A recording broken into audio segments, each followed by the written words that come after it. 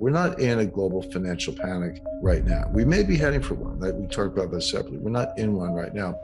We are in a recession. The U.S. is definitely in a recession right now. We had 2 consecutive quarters of decline in GDP, first quarter, second quarter. Well, that's a recession. We'll see what third quarter is going to be, but it may be prolonged. It may get worse. Europe is in a recession based on the latest data. Japan is in a recession. China looks like they're in a recession. They reported their most recent growth figures of 0.4% for the second quarter, not 4%, but 0.4% versus compound growth of over 10% for about 30 years. And they lie. So if they're admitting 0.4, I have to believe that's negative. So we're really looking at a global recession. Now, a recession or even a depression, which it may turn into, is not the same as a financial panic.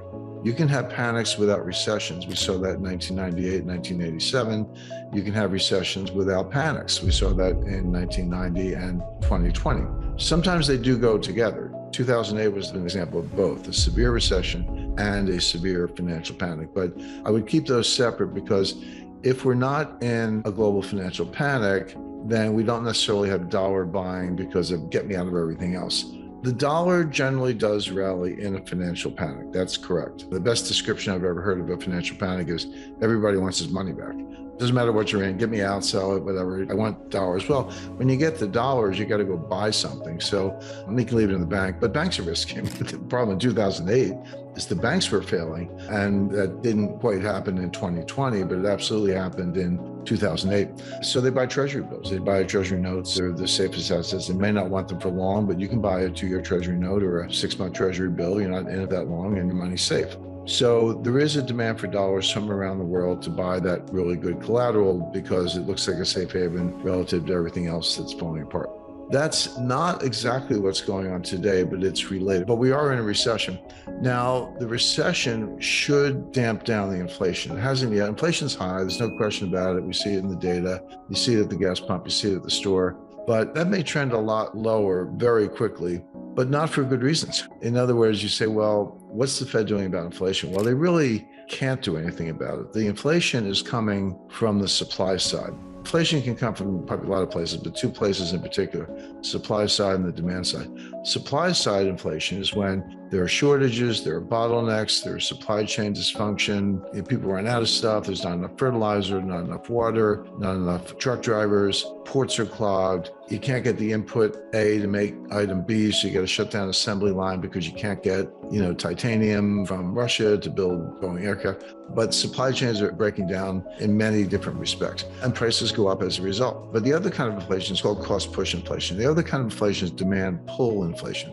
This is when consumers change their behavior. They get it in their heads like, hey, prices are going up, they're getting out of control, I better go out and buy that thing, And this is what we lived through in the 1970s, and I remember very well. If you were going to buy a refrigerator, a new car, a dishwasher, whatever, you'd say to yourself, I better go buy it today, because if I wait 3 months, it's going to be higher, or 6 months, it's going to be a lot higher. So, of course, that just pulls demand forward and creates excess demand relative to supply, and then prices do go up, and it feeds on itself. Next thing you know, bosses are handing out raises because of inflation, people just spend more, et cetera. The Fed can do something about demand pull inflation. They can destroy demand by raising interest rates, raising mortgage rates, credit card rates, and everything else.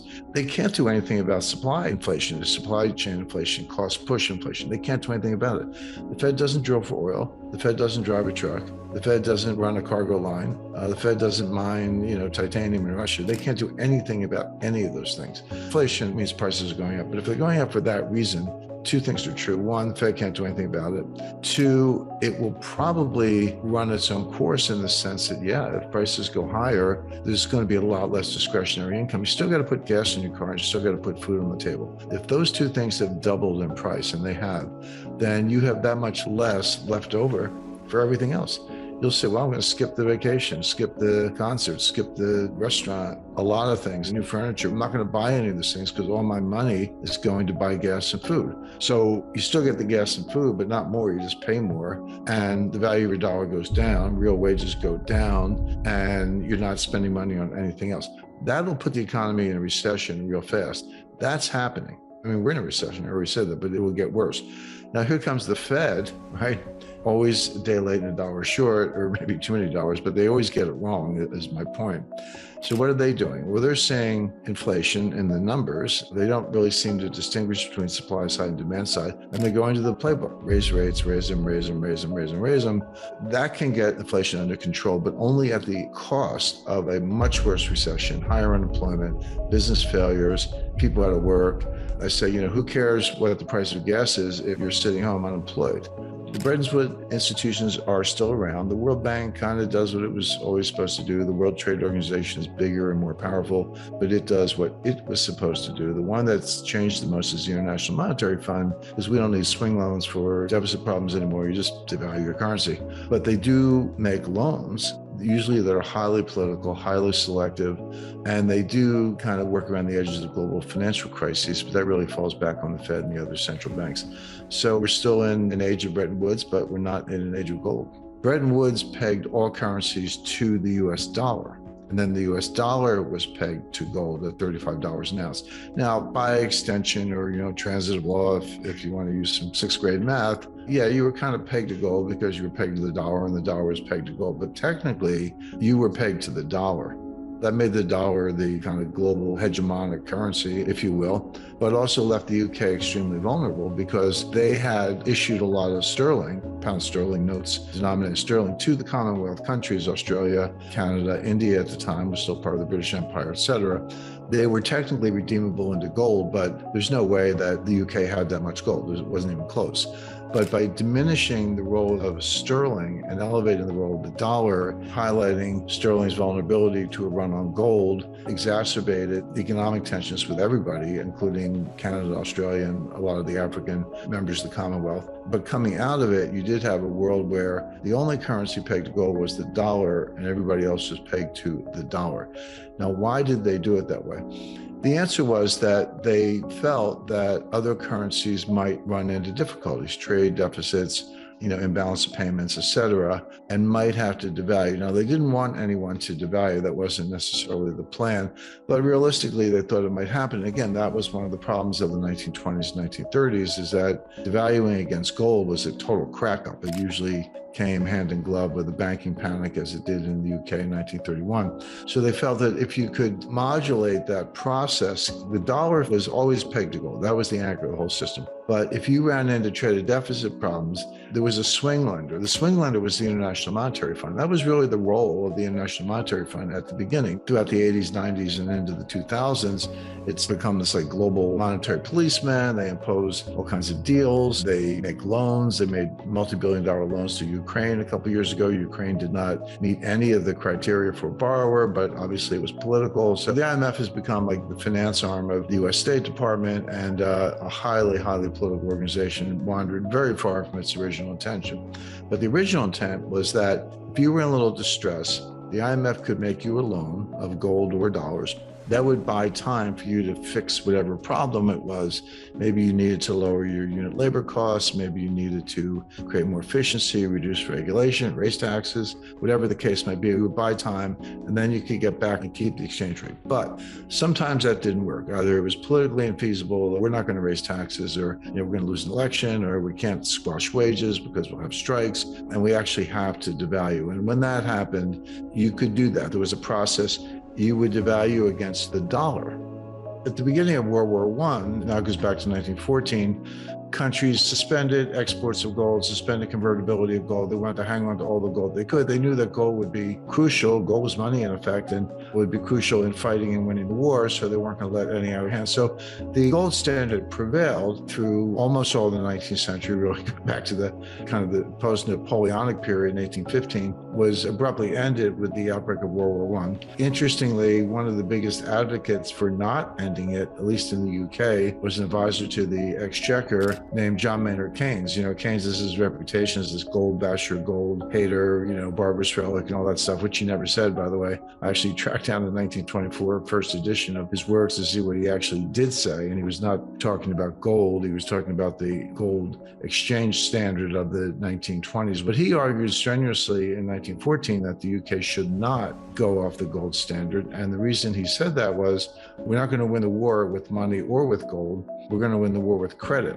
basically you're going to have to borrow a lot of money to do this. And if you suspend gold, you're going to destroy your credit. But if you maintain the gold standard, you'll maintain your credit and be able to borrow far more and fight the war. And that's exactly what happened. Jack Morgan, based in New York, raised enormous amounts of money for France and the UK and no money for Germany. And that was one of the decisive factors.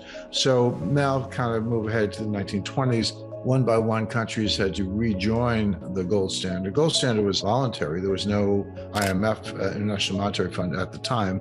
That left them with a big decision, which is, what is the new exchange rate? There had been a pre-World War I, pre-1914 exchange rate. Each currency was pegged to gold at whatever that government chose. They would obviously try to do something that made commercial and economic sense, but you joined voluntarily and you picked your own exchange standards, so to speak. Of course, once you pegged to gold, you pegged every other currency in the world, because not everywhere, but all the major trading currencies, because they're pegged to gold also. And France and Belgium and Italy and a number of countries went back at a greatly devalued rate. It was they devalued the currency and raised the price of gold denominated in their currencies. And they did that. It was a simple recognition of the fact that they had printed enormous amounts of money to fight the war. If you're going to go back to gold, you either had to devalue the currency to reflect the increased money supply, or you could decrease the money supply, but that would cause a recession.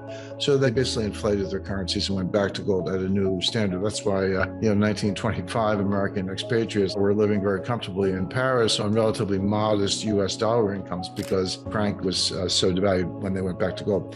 The one exception to that was the UK. And at this point, Winston Churchill, believe it or not, was Chancellor of the Exchequer. It was long before he was Prime Minister, but he was the head of the Treasury, in effect. And he felt duty-bound and honor-bound to go back to gold at the pre-war exchange rate. They said, a deal's a deal, a contract's a contract, people had faith in the paper money, let's maintain convertibility at the old level. Well, he did that, but as they suggested, you had to cut the money supply in half to maintain the new peg. That put the UK in a depression 3 years ahead of the rest of the world. We typically are depression in the US from 1929, but the UK was well in depression as early as 1926. Finally, in 1931, they had a banking panic. They did devalue at that time. FDR devalued the US dollar against gold. There were all these dominoes that were falling. And of course, the bank failures, bank panics, reduced world trade, agricultural output, and the Great Depression. And this was considered not only bad in and of itself, but a contributing factor to World War II. Created so much imbalance and so much irredentism and Germany's desire to take back lands they had given up to France and Poland and elsewhere, that it contributed to World War II. So here we were in 1944, before the war was over, but already Roosevelt, FDR, and Churchill were looking past the war and said, look, we can't let this happen again. We can't win the war. They thought they would win the war by 1944. But we can't win the war and then not have a good international monetary system. We'll repeat all the blunders and errors of the 1920s and be back where we started. So they convened the Bretton Woods Conference in Bretton Woods, New Hampshire, at the Mount Washington Hotel for that purpose of designing the system. Now, there were about 45 or so nations present. Believe it or not, the Soviet Union, which was an ally, of course, of the U.S. during World War II, was present. They ended up not signing the agreement. An interesting footnote, but an important one, lead U.S. delegate was the Deputy Secretary of the Treasury. His name was Harry Dexter White. The Secretary of the Treasury at the time was Henry Morgenthau, but he couldn't be there full time. He was in and out. But Harry Dexter White led the U.S. delegation. The UK delegation was led by John Maynard Keynes. By the way, there were just, again, another footnote. The reason Bretton Woods, New Hampshire, at the Mount Washington Hotel, and I was there, I've been there a number of times, but I was there most recently last week. It's in the middle of nowhere. It's absolutely beautiful. It's up in the White Mountains. You're right in the foothills of Mount Washington. So it's a spectacular place, nice place to visit, but really hard to get to in the middle of nowhere. The UK and the US were really the only important voices. And then the UK was really speaking for the entire Commonwealth, and they had a fair amount of gold. But this was really all about the US hammering things, compromising with the UK, and then coming up with something, and everyone else just kind of jumped on board. I'm sure there was give and take, but it was pretty much hammered out by the US and the UK. But in all fairness, it was really dictated by the US. Now, here's where it gets interesting, because Harry Dexter White was a Stalinist agent. And that was not, it might have been suspected at the time, but it was not really proven until the 1990s, after the Soviet Union fell and, Russia under Yeltsin, opened up the archives and scholars were able to go in and prove it. He was a Stalinist agent, and there were quite a few in the FDR administration. You don't have to be Joe McCarthy to understand that. And he was working on Soviet orders, and his orders were come up with a system that would destroy the British Empire. And he did, because the Bretton Woods system actually did destroy the British Empire. And the reason was that a lot of people think that, again, this is one of the misconceptions, all countries link their currencies to gold. That was the global gold standard. That is not what Bretton Woods did. Bretton Woods pegged all currencies to the US dollar. And then the US dollar was pegged to gold at $35 an ounce in the 1950s. It wasn't the sole cause, but India, I believe, went independent in 1947. And then throughout the 50s, the African countries, Singapore, one by one, they left UK. So it actually worked. And it did lead to the breakup of the British Empire. So it's kind of mission accomplished for Morgenthau.